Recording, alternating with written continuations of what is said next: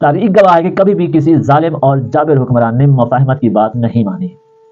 جب بھی آپ اس سے مفاہمت کی بات کریں گے، اس کی ہاں میں ہاں ملانے کی کوشش کریں گے، تو وہ آپ کو اپنے مقاصد کے لیے تو استعمال کر سکتا ہے، لیکن کبھی بھی آپ کو آپ کا حق نہیں دے گا۔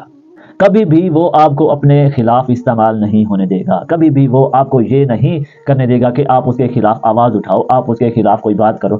جو بھی طاقت میں ہوتا ہے، جو بھی حکومت میں ہوتا ہے، اس کی کوشش یہی ہوتی ہے کہ اس کی عوام اس کے نیچے لگی رہے، اس کے خلاف کوئی بھی آواز نہ اٹھائے، اس کے حکم مانتی رہے اور اس کی غلط اور ظالمانہ پالیسیوں کو سپورٹ کرتی رہے۔ میں آپ کو ایک ایگزامپل دینا چاہتا ہوں، میں کسی کو کسی کے ساتھ تشبیہ نہیں دینا چاہتا، لیکن آپ کو ایک ایگزامپل دے کر سمجھانا چاہتا ہوں کہ آج کل کے دور میں کیا ہو رہا ہے۔ جب امام حسین علیہ السلام سفر میں تھے، مدینہ سے کربلا کے سفر میں تھے، تب امام حسین علیہ السلام نے اپنا ایک نائب، اپنا ایک سفیر کوفہ کی طرف روانہ کیا، جس کا نام تھا جناب مسلم بن عقیل علیہ السلام۔ جب یہ وکیل، یہ سفیر کوفہ میں پہنچتے ہیں تو کوفہ والوں کی بہت بڑی تعداد ان کے ہاتھ پر بیعت کر دیتی ہے، یعنی کہ ان کی سپورٹ کا اعلان کر دیتے ہیں کہ آپ جیسا کہیں گے ہم ویسا کریں گے۔ عبید اللہ ابن زیاد، جو کہ اس وقت بصرہ کا گورنر تھا، اس کو حکم ملا کہ آپ جلدی سے کوفہ روانہ ہوں، اور کوفہ کا گورنر آپ کو منتخب کیا جاتا ہے۔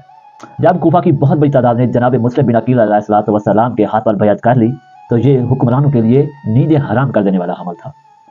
تب دھوکے سے بنا گورنر عبید اللہ ابن زیاد، جو کہ دھوکے سے کوفہ پر مسلط ہو گیا تھا، اس نے حکم دیا کہ جو بھی مسلم بن عقیل علیہ السلام کی بیعت میں رہے گا یا اس کو سپورٹ کرے گا یا ان کو اپنے گھر میں پناہ دے گا تو اس کے گھر کو جلا دیا جائے گا اور اس کے گھر والوں کو اس کی آنکھوں کے سامنے قتل کر دیا جائے گا۔ تو اس وقت کے جو لوگ تھے وہ ڈر گئے، وہ سہم گئے، وہ طاقتور کے سامنے گھٹنے ٹیکنے پر مجبور ہو گئے۔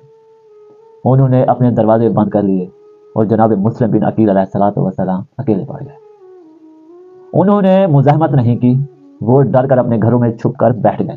اس وقت کوفہ کی اتنی آبادی تھی کہ اگر لوگ اس وقت اپنے گھروں سے نکل کر احتجاج کرتے اور حکمران کے آگے گھٹنے ٹیکنے کی بجائے اس کا تختہ الٹنے کے لیے اپنی کوشش کرتے تو جناب مسلم بن عقیل علیہ السلام کو بچایا جا سکتا تھا، ان کو پناہ دی جا سکتی تھی، ان کو تخت پر بھی بٹھایا جا سکتا تھا۔ لیکن کیا ہوا؟ لوگوں نے مزاحمت نہیں کی، لوگوں نے مفاہمت کا راستہ اپنایا کہ جیسا حکمران کہہ رہا ہے اسی طرح کرتے جاؤ۔ حالانکہ یہ ایک عقیدے کی جنگ تھی، یہ ایک اسلام پر بہت بڑا وار تھا، تب بھی لوگوں نے آواز نہیں اٹھائی۔ لوگ اپنے مال کے لیے، اپنے بچوں کے لیے، اپنے گھر کے لیے ڈر کر اپنے گھروں میں بیٹھ گئے۔ اور اس کے بعد کیا ہوا؟ اس سے تاریخ بھری پڑی ہے، تاریخ کا سب سے بڑا ظلم ہوا۔ اگر تب لوگ مزاحمت کرتے، ظالم کے خلاف کھڑے ہو جاتے، ایک پیج پر کھڑے ہو جاتے، تو تختہ الٹنا کوئی بڑی بات نہیں تھی۔ اگر وہ چاہتے تو وہ اپنی دنیا کو جنت بنا سکتے تھے، لیکن ظالم کے آگے جھک گئے، چپ کر کے بیٹھ گئے، خاموش ہو کر بیٹھ گئے۔ آج بھی دنیا ان کو دھوکے باز اور دھوکڑے کے نام سے جانتی ہے۔ میں کسی بھی حکمران کو، کسی بھی عوام کو، کسی بھی فرد واحد کو میں کسی کے ساتھ کمپیئر یا تشبیہ نہیں دے رہا، میں صرف اور صرف حالات کو تشبیہ دے رہا ہوں کہ کل کے حالات کیا تھے اور آج کے حالات کیا ہیں۔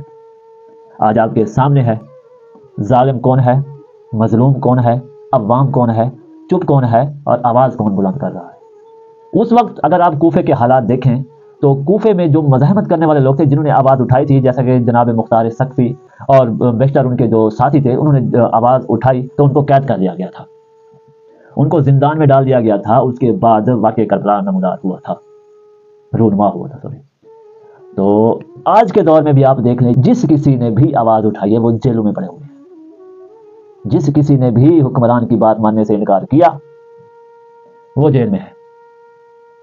اگر آج کے لوگ بھی آواز نہیں اٹھا سکتے اور مفاہمت کر کے اور اپنے حالات سے سمجھوتا کر کے اپنے بچوں کی خاطر، اپنے کاروبار کی خاطر، اپنے مال کی خاطر، اپنی جان کی خاطر چپ رہتے ہیں، خاموش رہتے ہیں اور تماشائی بنے رہتے ہیں اور تاریخ کا سب سے بڑا ظلم ہو جاتا ہے، تو آپ کی یہ جو قوم ہے، آپ کے یہ جو عمل ہیں، یہ جو اعمال ہیں، یہ بھی کوفہ والوں کی طرح یاد رکھے جائیں گے، یہ بھی اسی طرح یاد رکھے جائیں گے جس طرح آج لوگ کوفیوں کو یاد کرتے ہیں۔ آج ہر کسی کو پتا ہے کہ کس کے ساتھ ظلم ہو رہا ہے، کس کے ساتھ ناانصافی ہو رہی ہے، کون حق پر ہے، کون باطل پر ہے اور کون کس کے ساتھ ناانصافی کر رہا ہے، لیکن پھر بھی عوام چپ ہے، کیونکہ ان کو ڈرایا ہوا ہے کہ جو بھی ہمارے خلاف آواز اٹھائے گا اس کو جیلوں میں ڈال دیں گے، اس کے گھر کو تباہ و برباد کر دیں گے۔ انہوں نے یہ عملی کر کے دکھایا ہے، تبھی لوگ ڈرے ہوئے ہیں، سہمے ہوئے ہیں۔ آج لوگ اتنے ڈرے ہوئے ہیں، اتنے سہمے ہوئے ہیں کہ حکومت کے خلاف ایک لفظ کہنا بھی وہ اپنے لیے موت کے برابر سمجھتے ہیں کہ اگر یہ کہہ دیا تو ہم پر قیامت ٹوٹ پڑے گی اور ہم برباد ہو جائیں گے، تباہ ہو جائیں گے۔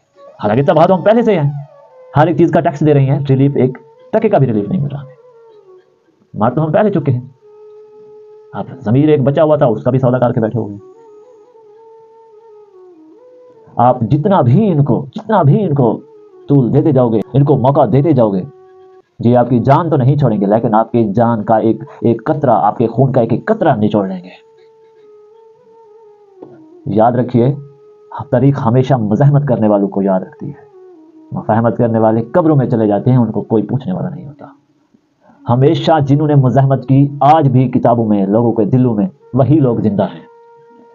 جنہوں نے مزاحمت کا راستہ اختیار کیا، وہی کامیاب اور سرفراز ہیں۔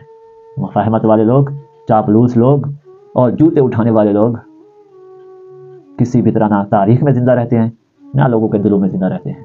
اپنے آپ کو پہچانیے، اسلام کو پہچانیے، اسلام کس چیز کا درس دیتا ہے۔ ظالم کے خلاف آواز اٹھانا بھی جہاد ہے۔